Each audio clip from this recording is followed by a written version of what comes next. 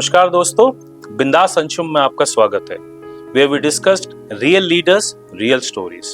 Today we are fortunate to interview Mr. Sandeep Marwa, Dr. Sandeep Marwa, who is a global laureate of art and culture. Internationally or nationally, there is only one name which is inseparable from the city of Noida, which is Dr. Sandeep Marwa. Welcome, sir. Sir, namaskar. Thank you for giving us this opportunity, sir. Pleasure is mine, sir. Sir 40-50 साल से आपने इतने बड़े बड़े platforms खड़े किए लोगों को अपॉर्चुनिटी देने के लिए एक फिल्म सिटी के लिए, बट आज हम थोड़ा सा इंटरनेशनल इश्यूज पे उसको डिस्कस करना चाहेंगे because you have been doing a wonderful job on international platforms.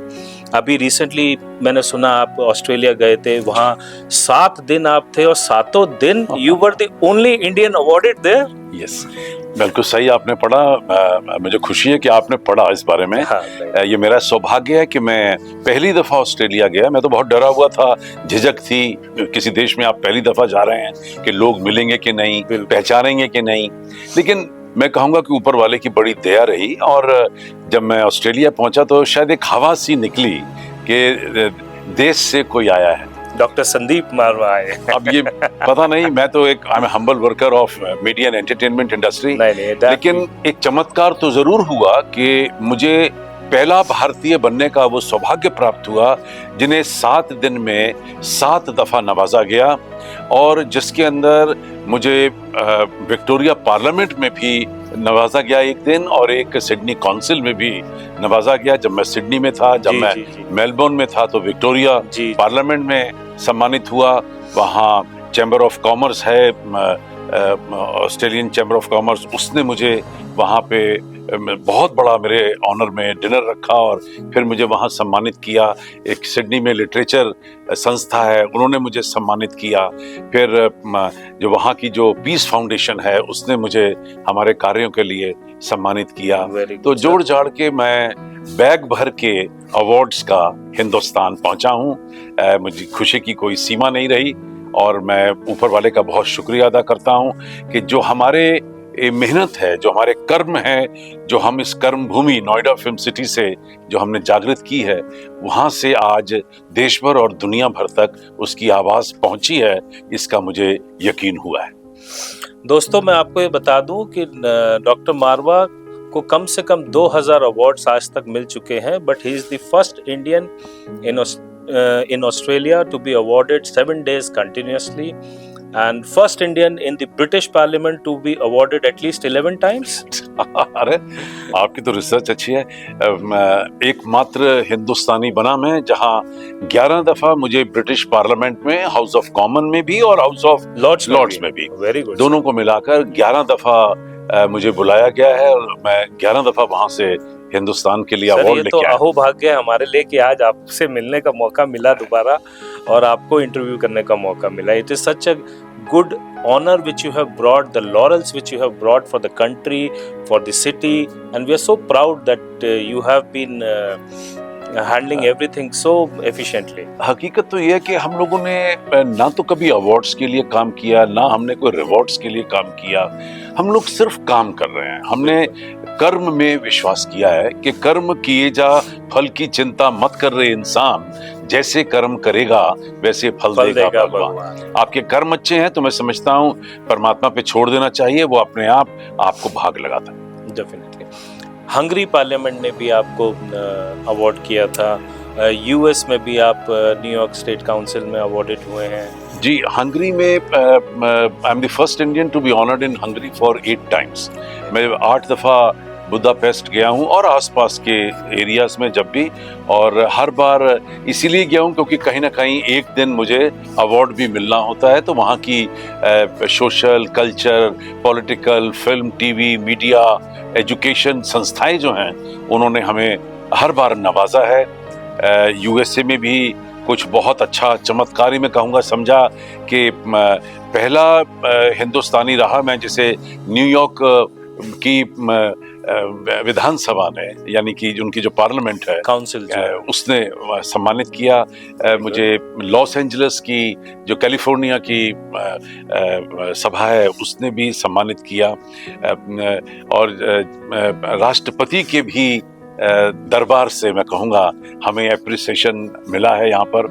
तो मुझे लगता है कि आर्ट और कल्चर ये ऐसी चीज है जो आदमी को दिलों से बांधती है। डेफिनेटली आपकी आइडियोलॉजी अलग हो सकती हैं, धर्म अलग हो सकते हैं, पॉलिटिकल विजन एंड थिंकिंग अलग हो सकती है, आपके काम करने के तरीके अलग हो सकते हैं, लेकिन जहां आर्ट और कल्चर की बात आती है वहां इन्वॉल्व हो जाते हैं आपके इमोशंस, और भावनाएं जो हैं वो दिलों से पकड़ती हैं एक दूसरे को।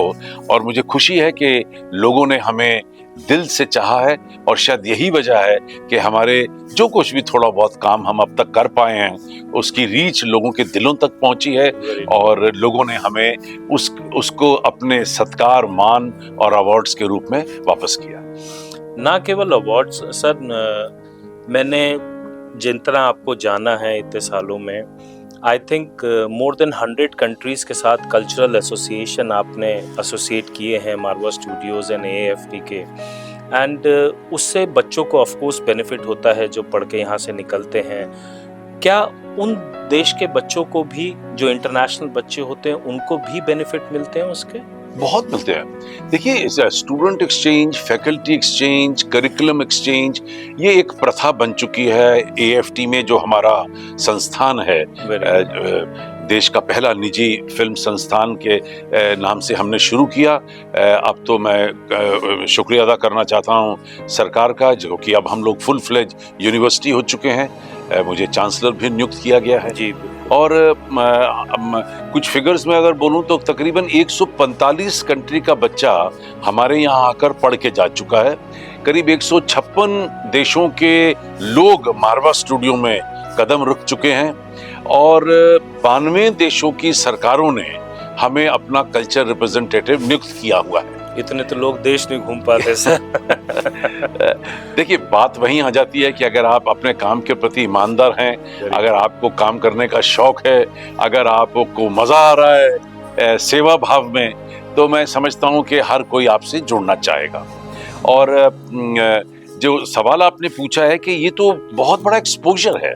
जो बच्चा विदेश से हिंदुस्तान आता है उसे हिंदुस्तानी कल्चर का, हमारी सोच का, हमारी आइडियोलॉजी का, हमारे धर्मों का, हमारे रहन सहन, खान पीन, उसका जो पूरा कल्चर का जो उसे आइडिया होता है, वो किताबें पढ़ के या टेलीविजन पे देख के कभी नहीं हो सकता। बिल्कुल ठीक बात। तो वो जब लोग यहाँ आए, उन लोगों ने हमारी सोच को, हमारी जो सनातन को समझा है, और जब वो अपने मुल्कों में वापस गए हैं तो वो हमारे रिप्रेजेंटेटिव बने हैं, वो हमारे AFT के एम्बेसडर हैं जो अलग अलग मुल्कों में काम कर रहे हैं। और मेरे लिए भी कितना आसान हो जाता है कि जो बात मैं कहता हूँ वो 24 घंटे के अंदर 145 देशों में पहुंच जाती है।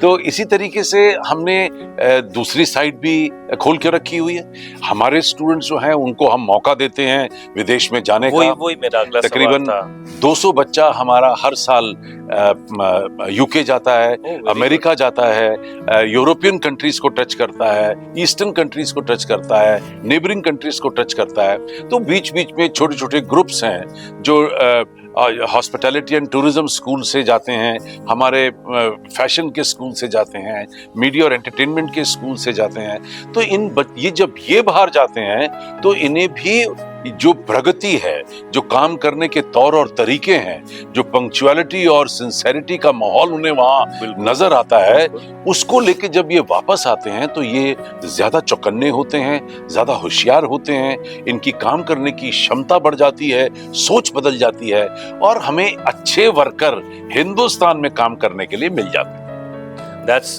so good to say.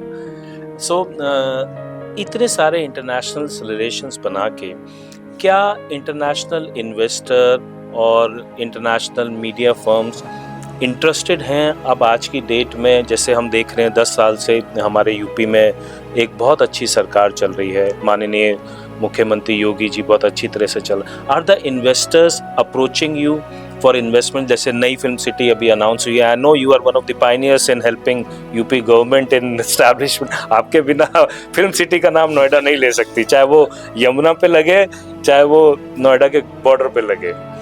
तो उसमें are there international media houses and international investors who are really interested in coming over here? ये तो मैं कहूँगा कि मेरा सौभाग्य है कि मुझे फिल्म सिटी बनाने का ये बहुत बड़ा सौभाग्य प्राप्त हुआ। और आज फिल्म सिटी जो है वो दुनिया की सबसे तेज़ दौड़ती हुई फिल्म सिटी बन चुकी है। और हमने जब फिल्म सिटी शुरू की थी तब हमने ये प्रोविज़न उसमें लिख के दिया था कि ये भारत का फिल्म और कल्चर का सेंटर बनेगा और टूरिज्म का एक बहुत बड़ा अट्रैक्शन बनेगा। और वही हुआ, क्योंकि एक शब्द मैंने दिया था इंग्लिश डिक्शनरी को, फिल्म एंड कल्चर टूरिज्म, तब शायद कोई नहीं जानता था। बिल्कुल। आज सारी दुनिया इसको महत्व दे रही है। और हम लोग तकरीबन 30 लाख से ज्यादा फुटफॉल मैं मारवा स्टूडियो में दे चुका हूँ। 30 लाख और 9 करोड़ से ज्यादा फुटफॉल मैं नोएडा फिल्म सिटी में ला चुका हूँ। तो अगर आप इसका कास्केडिंग इफेक्ट देखेंगे, 1.5 लाख आदमी अपनी रोजी रोटी कमा रहा है इस फिल्म सिटी की वजह से।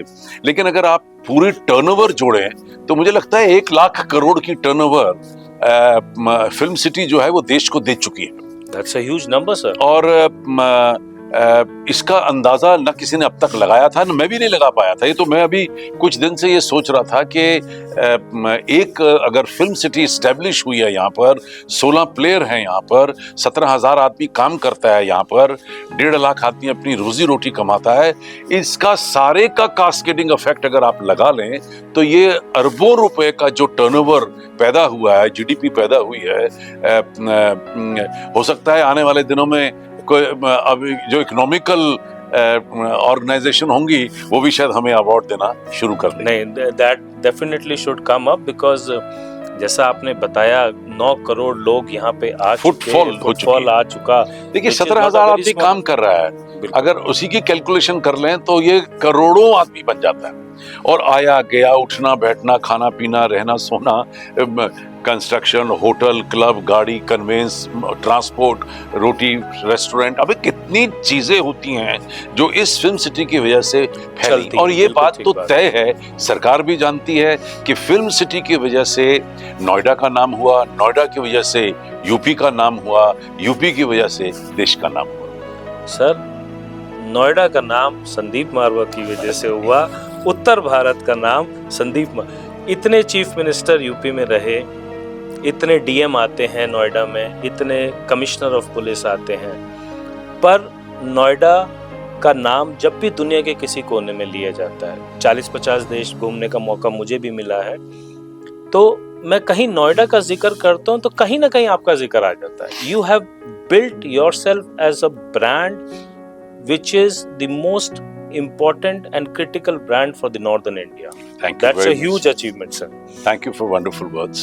And अब थोड़ा सा मैं ये समझना चाहूँगा सर, जैसे मुंबई में पूरा हमारा बॉलीवुड है, फिर हैदराबाद में पूरा फिल्म सिटीज है, क्या ये जो आने वाली नई फिल्म सिटी अभी प्लान हो रही है, इससे थोड़ा इधर भी शिफ्ट आएगा बिजनेस का? शिफ्ट तो आ चुका है, मतलब ये फिल्म सिटी पिछले 35 साल से यहाँ चल रही है और हम लोगों ने अकेले ही तकरीबन 5,000 टेलीविजन प्रोग्राम, 50 से भी ज्यादा चैनल के लिए, करीब 125 फीचर फिल्मों के साथ में जुड़ा, करीब 5,000 ट्रेनिंग फिल्मों का हमने निर्माण किया। मेरी प्रोडक्शन कंपनी ने करीब 3,600 फिल्में, शॉर्ट फिल्में तैयार की। हम लोग तकरीबन 35,000 फिल्म टेलीविजन मीडिया के स्टूडेंट तैयार करके देश भर और दुनिया भर को दे चुके हैं। तो काम तो है, काम तो चालू है। अब सिर्फ ये था कि क्योंकि इस फिल्म सिटी में अब तकरीबन पाँव रखने की जगह नहीं थी, पार्किंग लगाने के लिए जगह नहीं है। सर, मैं आधा घंटा घूमा हूँ, पार्किंग नहीं मिली। उसके लिए मैं माफी चाहता हूँ, पर मुझे खुशी भी है। तो इस सारी सोच को लेकर जो फेज 2 रेडी किया जा रहा है फिल्म सिटी का, जी। और अब जमीन इतनी नहीं है यहाँ पे नहीं इस बची। नोएडा में, तो थोड़ा दूर तो जाना ही पड़ेगा। और जेवर के पास एक अच्छा मौका है, एयरपोर्ट के पास ये 230 एकड़ का नया फिल्म सिटी का कॉम्प्लेक्स आएगा। मुझे पूरी उम्मीद है कि जो भी टाइम लगेगा, 4-5 साल तो मिनिमम लगेंगे, उसके बाद एक नया रंग आएगा, नया जोश आएगा, नई टेक्नोलॉजी आज तब तक आ जाएगी, नए स्टाइल के स्टूडियो बन जाएंगे। तो जब देखिए कोई भी नई चीज हो उसकी अट्रैक्शन तो रहती है, बिल्कुल ठीक बात है, बाद में वो जिंदगी का हिस्सा बन जाती है। एंड उसमें शायद बोनी कपूर जी का इन्वेस्टमेंट है जो नोएडा फिल्म सिटी, जो जेवर फिल्म सिटी में जी बिल्कुल।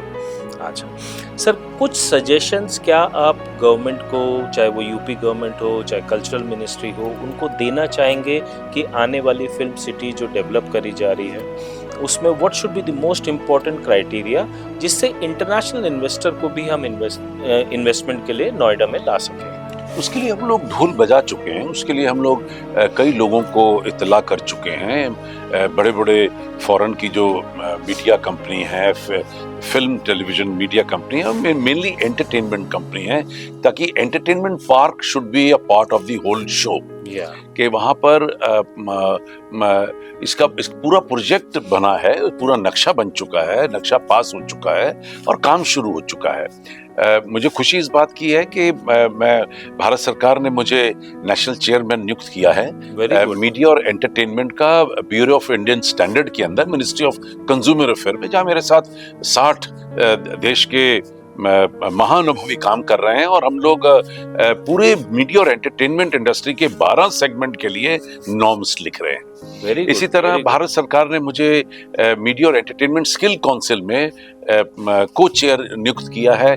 मैं मीडिया और एंटरटेनमेंट स्किल काउंसिल का को चेयर हूं, जिसके अंदर हम लोग स्किल डेवलपमेंट को इसी मीडिया और एंटरटेनमेंट के साथ जोड़ने की कोशिश कर रहे हैं। फिर मैं मिनिस्ट्री ऑफ एजुकेशन में all India council for technical education में सलाहकार हूं, ताकि एजुकेशन को इन सारी चीज के साथ में जोड़ सकूं। बिल्कुल। फिर भारत सरकार ने मुझे यूथ एंड स्पोर्ट्स में कमिश्नर इंटरनेशनल नियुक्त किया है, जहां मैं स्काउट्स एंड गाइड का जो डिपार्टमेंट है उसको देख रहा हूँ। करीब 52 लाख स्टूडेंट जो बिल्कुल।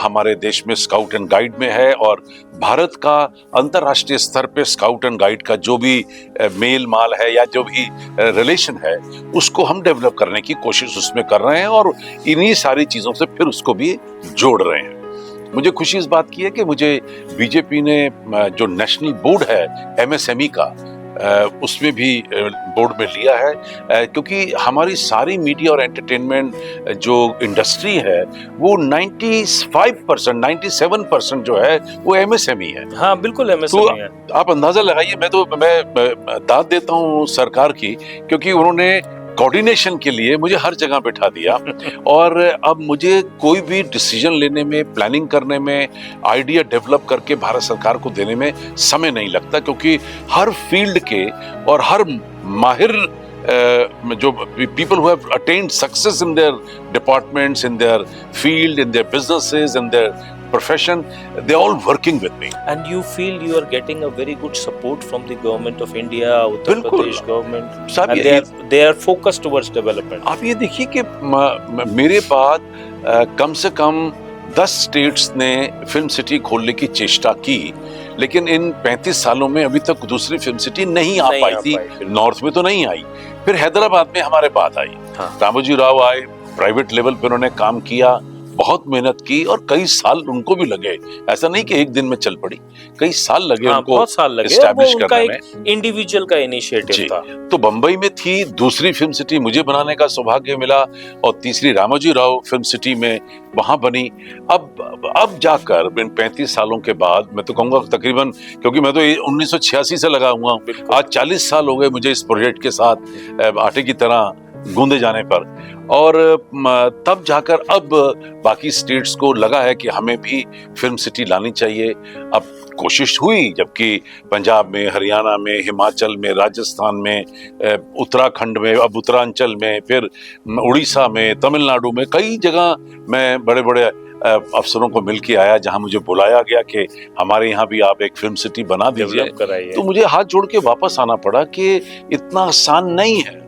मैंने जिंदगी पूरी दे दी इस फिल्म सिटी के लिए, इसको एक अच्छे मकाम तक पहुंचाने के लिए। जैसे आपने कहा, ठीक कहा, क्योंकि आज जब हम नक्शा बनाते हैं तो वर्ल्ड का, world film television and media map, क्योंकि जब आप छोटे थे तो आप ज्योग्राफी की क्लास में चावल बस पूछते था भी चावल कहाँ उगता है, तो हम वो निशान लगाते थे। आयरन ओर कहाँ होता है तो निशान लगाते थे। आज जब पूछा जाता है कि कहाँ फिल्म और टेलीविजन का बिजनेस होता है, तो जब मार्किंग लगती है तो शायद लॉस एंजलिस में, न्यूयॉर्क में, लंदन में, पेरिस में और बम्बई में और नोएडा में। तो नोएडा जो है, now it is on the world map of cinema, media and entertainment industry. Very true. तो ये इसके लिए बहुत सारे एफर्ट्स की जरूरत है, बहुत सारे टाइम की जरूरत है, काम की जरूरत है। और मुझे पूरी उम्मीद है कि जो हमारा तजुर्बा है, पूरे 40 सालों का तजुर्बा है, वो हम पूरा तजुर्बा नई फिल्म सिटी को आगे लाने में देने की पूरी कोशिश कर रहे हैं। तो वो क्या एनर्जी है जो आपको मोटिवेट करती है ऑन अ डेली बेसिस कि नहीं, आज फिर एक नया कुछ करना है? हकीकत तो ये है कि स्वयं विधाता हुए मानव, अंतर में विश्वास जगाओ, चलो न मिटते पद चिन्हों पर, अपने रास्ते आप बनाओ, अपनी आत्म ज्योति पर निर्भर, अपने सूर्य स्वयं बन जाओ। कोई किसी की मदद नहीं कर पाता, आपको खुद अपनी मदद करनी पड़ती है।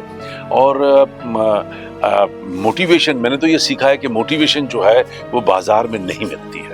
मैं भी अच्छा थोड़ा बहुत तो ट्रेवल कर चुका हूँ, मैंने भी अच्छे अच्छे मॉल देख लिए, लेकिन किसी भी मॉल में, किसी भी दुकान में, किसी भी मार्केट में आपको मोटिवेशन नहीं मिलेगी। Motivation has to come from within. तो अगर आप अपने आप को मोटिवेट करके रख सकते हैं अच्छे काम करने के लिए, रोज मेहनत करने के लिए, समय से काम करने के लिए, अच्छे लोगों को साथ जोड़ने के लिए, तो आप उसमें जरूर सफल होते हैं।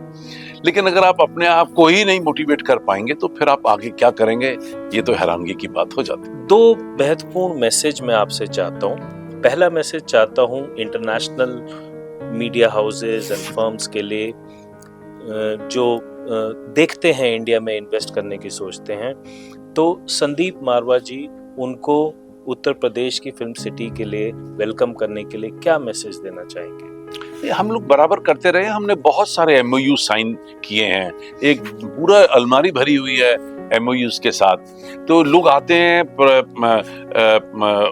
उत्तेजित भी होते हैं, प्रोत्साहित भी होते हैं, और I mean they feel so encouraged, happy, excited about the whole affair, और एमओयू साइन होते हैं। लेकिन उसके बाद शायद कहीं ना कहीं कोई ना कोई और चीजें होंगी जिसकी वजह से हो सकता है कि बहुत खुल के बहुत लोग सामने नहीं आ पाए। उसमें हमारे तौर तरीके, हमारे एम्बेसी और वीज़ास की कुछ प्रॉब्लम्स, कुछ उसके अंदर मैं समझूंगा जैसे कि rules and regulation of the government, investment करने के तौर और तरीके, बैंकिंग प्रॉब्लम्स, कुछ भी हो सकता है। और हम लोगों ने जो अपने लेवल पे जितना कर सकते थे उसके लिए तो हम लोगों ने किया ही है जितना हम कर सकते हैं। और शायद यही वजह है कि समय ने मुझे एकमात्र ऐसा हिंदुस्तानी बनाया जो देश के लिए 300 से भी ज्यादा अंतर्राष्ट्रीय अवार्ड में लेके आया, शायद सबसे ज्यादा देश में। और तो हमने कोशिश तो पूरी की है, इतना जो अंतर्राष्ट्रीय लिंक हमने डेवलप किए हैं, क्योंकि क्या it's very difficult to break the ice. लोग मिलना नहीं चाहते, बोलना नहीं चाहते, करना नहीं चाहते, डरते हैं, झिझक है, शर्म है, हया है, डर है, ये सारी चीजें होती हैं। और ये कहाँ से खुलती हैं? आर्ट और कल्चर से। तो वो हम जब वो भावनाओं का और विचारधाराओं का जब पैकेज सामने रखते हैं तो वहाँ पर लोग हमसे खुलते हैं, आते हैं, मिलते हैं, देखते हैं, हम उनकी सेवा करते हैं, उन्हें रिसीव करते हैं, एक अच्छी हॉस्पिटैलिटी देते हैं, तो वहाँ से एमओयू भी साइन हो जाते हैं। Very true. और ऐसा नहीं है कि नहीं, हमने बहुत सारी कुछ ऐसी फिल्में बनाई हैं जो फॉरेन कंपनीज के साथ मिलके बनाई है। भले फिल्म पूरी एक जगह पे कभी नहीं बनती है, लेकिन अगर छोटा सा भी हिस्सा फिल्म का बना है विदेशी फिल्म मेकर्स के साथ में, तो मैं समझता हूं कि हमने अपना फर्ज अदा किया है। इसी तरीके से जब मैं कहता हूं कि 145 कंट्री का स्टूडेंट मैं यहाँ लेके आया, तो वो भी रिप्रेजेंटेटिव हैं जिनको बार बार टैप भी किया जाता है, वो आगे किसी दूसरे को भी भेजते हैं। अब जैसे मुझे याद आ गया कि करीब 150 से ज्यादा नाइजीरियन को हम लोगों ने फिल्म, टेलीविजन और मीडिया के कोर्सेज से तैयार किया है। आज नाइजीरिया के अंदर एक पूरी फिल्म इंडस्ट्री स्टैब्लिश हो गई है। नाइजीरिया जो है, it has become the largest film producing country in whole of Africa. 54 country में एकमात्र ऐसा देश है जो सबसे ज्यादा फिल्में बना रहा है। और वहाँ के जो फिल्म फेडरेशन है उसने मुझे अपना पैटर्न चुना है और उनका चीफ पैटर्नर शायद राष्ट्रपति हैं। That's a proud moment for India, sir. That's a proud moment for India. Very kind. इसी तरीके से भूटान, अब 2 कंट्री का फिल्म इंडस्ट्री का ठेका हमने लिया, एक नाइजीरिया का, एक भूटान का। अच्छा। भूटान के हर फिल्म मेकर AFT से तैयार हुआ और भूटान के अंदर आज कोई भी फिल्म बनती है वो आप अगर उसकी जरा सी तहकीकात करेंगे तो आप हैरान होंगे कि उसमें हमारे AFT के तमाम स्टूडेंट इन्वॉल्व हैं और शायद प्रोड्यूसर और डायरेक्टर भी हमारा ही होगा। तो भूटान के अंदर हम लोगों ने फिल्मों का इंकलाब पैदा किया। अब ये जो एक्सचेंज है, ये एक बहुत बड़ा एक्सचेंज होता है। Very true. नाइजीरिया में खुद 2 दफा होके आया, मुझे बहुत, उन्होंने स्टेट गेस्ट बन के गया था मैं यहाँ से। मैं इसी तरह मैं सेनेगल गया स्टेट गेस्ट बनकर। बहुत तमीज़ और तहजीब के साथ उन्होंने मुझे मंत्री के पद से की तरह वहाँ पर Nigeria is a beautiful country. I have been there. बहुत खूबसूरत, बहुत मैं लागोस और बेनिन गया था। जी जी। तो it's people are so good. मैं जब वहाँ गया तो जब मैं लागोस यूनिवर्सिटी में गया तो उसका वाइस चांसलर मेरा स्टूडेंट निकला। जब मैं अबुजा गया तो वहाँ यूनिवर्सिटी, वहाँ पे उसका डिप्टी वाइस चांसलर मेरा स्टूडेंट निकला। सर ये वही हो गया। अभी एक बिहार में बड़े फेमस इंडिया के टीचर हैं, उनको अरेस्ट करने कोई पहुंचे तो कह रहे, अरे जो अरेस्ट करने आया वो भी मेरे स्टूडेंट है। ठीक है, I am not naming, but yes, he is a very famous educator in India. The point is that कि एजुकेशन एक ऐसा यंत्र है जिसके जरिए आप पूरी दुनिया में पहुंच सकते हैं। Very true. और आप लोगों का, हमारा जो ध्येय है वो है एक अच्छा प्रोफेशनल बनाने से पहले एक अच्छा इंसान बनाना। इस सोच को हम लेकर एजुकेशन में आए थे और हमें खुशी इस बात की है कि पिछले 34 साल से हम लोग तकरीबन 35,000 स्टूडेंट तैयार कर चुके हैं और उनको एक अच्छा प्रोफेशनल बनाने से पहले उन्हें एक अच्छा इंसान हम बनाते हैं। और शायद यही वजह है कि हमारा हर स्टूडेंट जो है वो सक्सेसफुल होता है।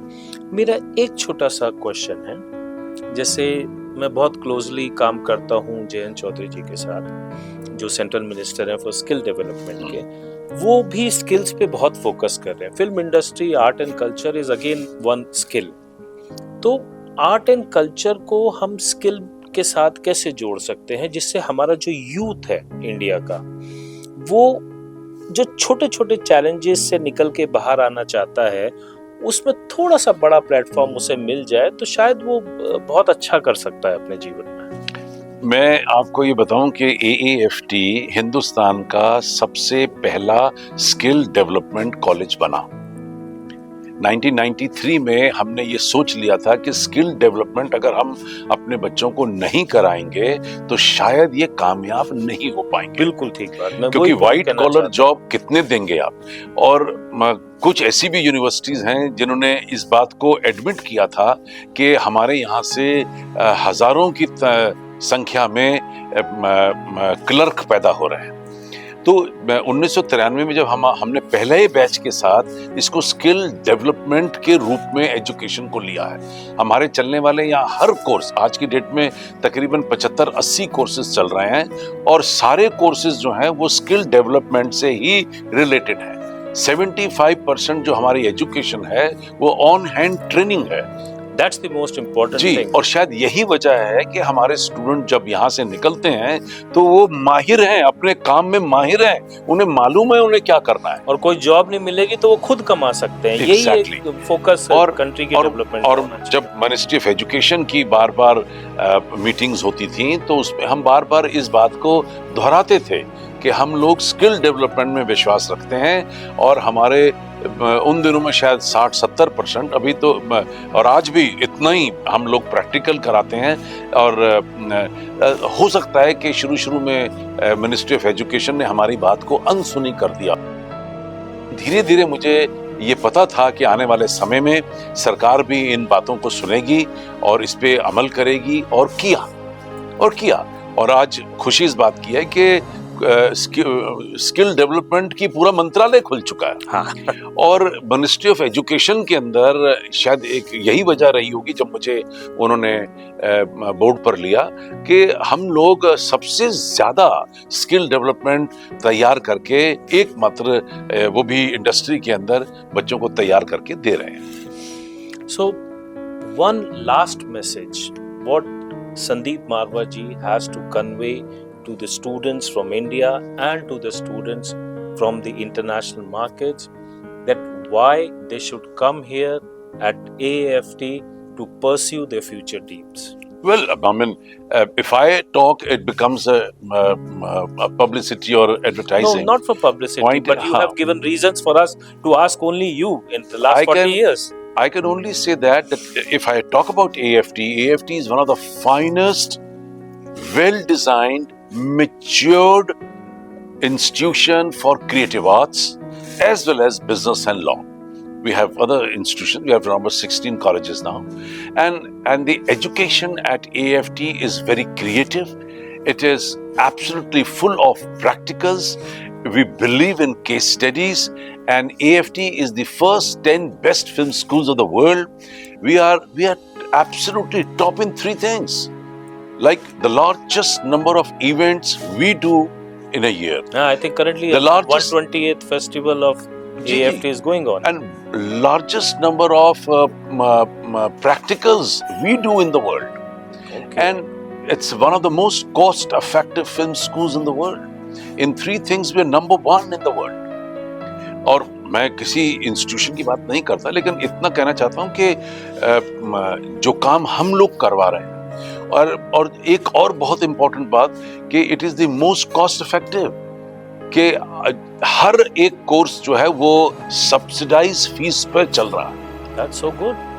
अगर ये कमर्शियल एंगल अगर हम सोच लेते तो आज हमारे सारे कोर्सेज कम से कम डबल नहीं तो ट्रिपल रेट पे तो होते बिल्कुल। लेकिन हम लोगों ने इन सारे कोर्सेज को इसलिए सब्सिडाइज किया है कि हमारे तजुर्बे का, हमारे इंफ्रास्ट्रक्चर का और हमारे इस पूरे सेटअप का हर कोई फायदा उठा सके, खास तौर पे वो लोग जो क्रिएटिव आर्ट्स में आना चाहते हैं। That's so good. Thank you so much sir for giving us your time. दोस्तों, आपको वीडियो पसंद आया हो तो लाइक और शेयर जरूर कीजिएगा नीचे लिंक पे, और हम थैंक यू करना चाहेंगे डॉक्टर संदीप मारवा को जिन्होंने हमें अपॉर्चुनिटी दी उनके साथ नोएडा और ब्रांड संदीप मारवा को जाने। Thank you so much sir. Thank you sir.